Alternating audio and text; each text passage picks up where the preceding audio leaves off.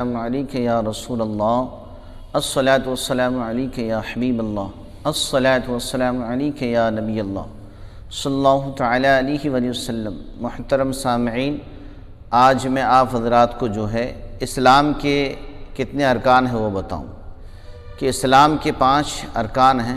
اسلام کی بنیاد 5 ارکان پر ہیں۔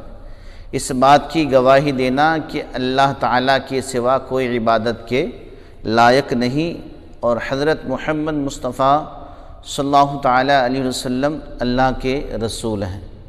نماز پڑھنا، رمضان المبارک کے روزے رکھنا، زکوٰۃ ادا کرنا، حج بیت اللہ کرنا۔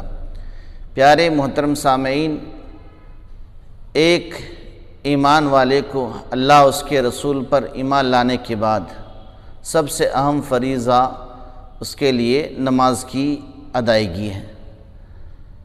بندہ ایمان لانے کے بعد اگر صحیح معنی میں نماز پڑھتا ہے تو وہ اسلام کے ایک اہم حصے کو ادا کرتا ہے۔ یوں تو اسلام کے 5 ارکان ہیں۔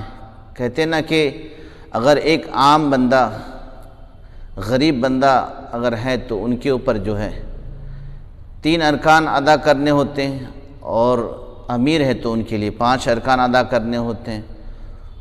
کہتے ہیں نا کہ غریب کے لیے 3 ارکان یہ ہے کہ وہ نماز، روزہ اور ایمان لانا ہے، ٹھیک ہے۔ اور امیر بندہ جو ہے تو اس کے اوپر ایک زکوٰۃ کی بھی ادائیگی ہے، اور کہتے ہیں کہ حج بیت اللہ بھی کرنا ہے۔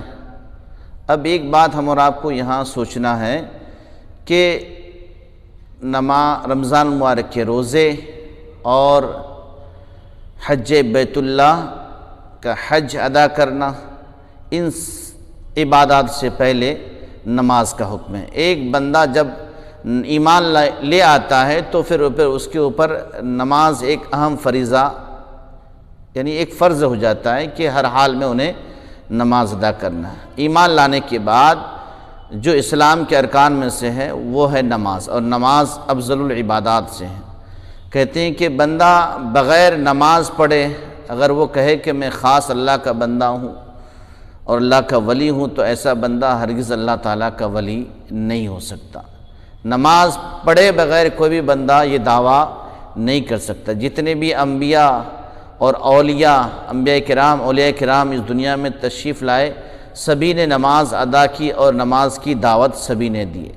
نماز کے معاملے میں کسی نے بھی انکار نہیں کی ہے۔ اگر کوئی بندہ اگر ولی ہونے کے بعد بھی اگر نماز کے بارے میں انکار کرتا ہے تو پھر ایسا بندہ اللہ کا ولی ہرگز نہیں ہو سکتا ہے۔ اسی طرح دیکھیں نا پیارے کہ جب بندہ نماز پڑھتا ہے تو اللہ تبارک و تعالیٰ کا خاص بندہ بن جاتا ہے۔ قرآن کریم میں اللہ تبارک و تعالیٰ ارشاد فرماتا ہے وَقِیمِ الصَّلَاةَ لِذِکْرِی، اور میری یاد کے لیے نماز قائم رکھ۔ پیارے، یوں تو اللہ تبارک و تعالیٰ کو یاد کرنے کے لیے دنیا میں انگنت چیزیں موجود ہیں، لیکن اللہ کو یاد کرنے کا ایک بہترین ذریعہ نماز ہے۔ یہ زمین و آسمان، یہ ہرے ہرے درختے، پیڑ پودے، دریا سمندر، دنیا کی انگنت چیزیں موجود ہیں، لیکن رب تبارک و تعالیٰ فرماتا ہے کہ میری یاد کے لیے نماز کو قائم رکھ۔ تو پیارے، اس سے پتہ چلا کہ نماز کی کتنی اہمیت ہے۔